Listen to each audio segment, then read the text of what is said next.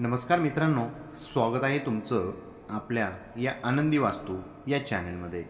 मित्रांनो, ज्योतिषशास्त्रात प्रत्येक ग्रहाला विशिष्ट महत्त्व असते. बुध ग्रहाला मानतात ग्रहांचा राजा. त्यामुळे ज्या राशींवर त्यांची कृपा होते त्यांना अक्षरशः सुवर्णकाळ अनुभवायला मिळत असतो. आता बुध ग्रहाच्या कृपेने कोणत्या राशीच्या व्यक्तींना काय फायदा मिळणार ते जाणून घेऊया. मेष राशी. उत्पन्न वाढेल, आर्थिक स्थिती सुधारेल, बंद पडलेली कामं अचानक मार्गी लागतील, नवीन काम सुरू करण्यासाठी अनुकूल काळ असेल. काळात गेलेल्या गुंतवणुकीतून भविष्यात चांगला नफा मिळेल. कामाच्या शोधात असाल तर उत्तम संधी चालून येईल. वृषभ राशी. करिअरमध्ये प्रगती होईल, कामानिमित्त लांबचा प्रवास होऊ शकतो जो फायद्याचा ठरेल. प्रगतीचा योग निर्माण होईल.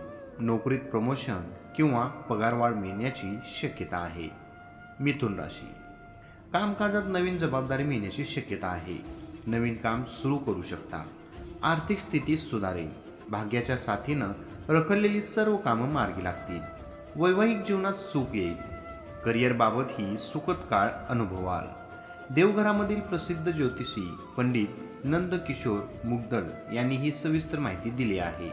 त्यांनी सांगितलं की येत्या 11 फेब्रुवारी बुध ग्रहांचा कुंभ राशीत आणि 27 फेब्रुवारीला मीन राशीत प्रवेश होईल. जोपर्यंत या दोन राशींमध्ये बुध ग्रहांचा मुक्काम असेल तोपर्यंत 3 राशीच्या व्यक्तींना भाग्याची पुरेपूर साथ मिळेल.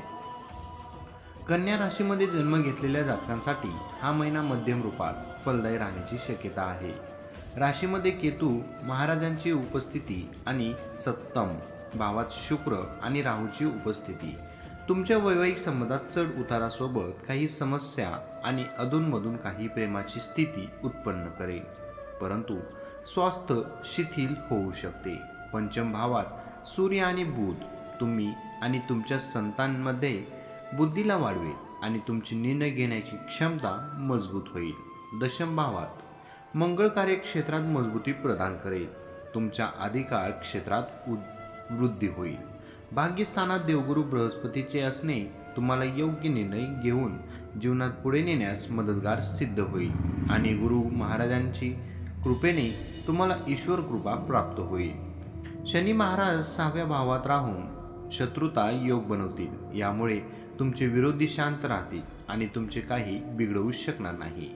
तुमच्या स्वास्थ्य समस्येत ही कमी येईल, परंतु हे 6व्या भावाचा स्वामी असण्यासोबत पंचम भावात स्वामीही आहे, म्हणून शिक्षणात काही व्यवधान उत्पन्न होऊ शकतात आणि स्वास्थ्यामध्ये चढ उतार सोबत पुढे जाल. स्वास्थ्य समस्या येतील, परंतु काही काळाने जाईल. तुम्हाला या महिन्यात ध्यान आणि प्राणायामची मदत घेतली पाहिजे. मित्रांनो, ही छोटीशी माहिती आवडली असेल तर आपल्या व्हिडिओला लाईक, कमेंट आणि आपल्या चॅनेलला सबस्क्राईब करायला विसरू नका. धन्यवाद.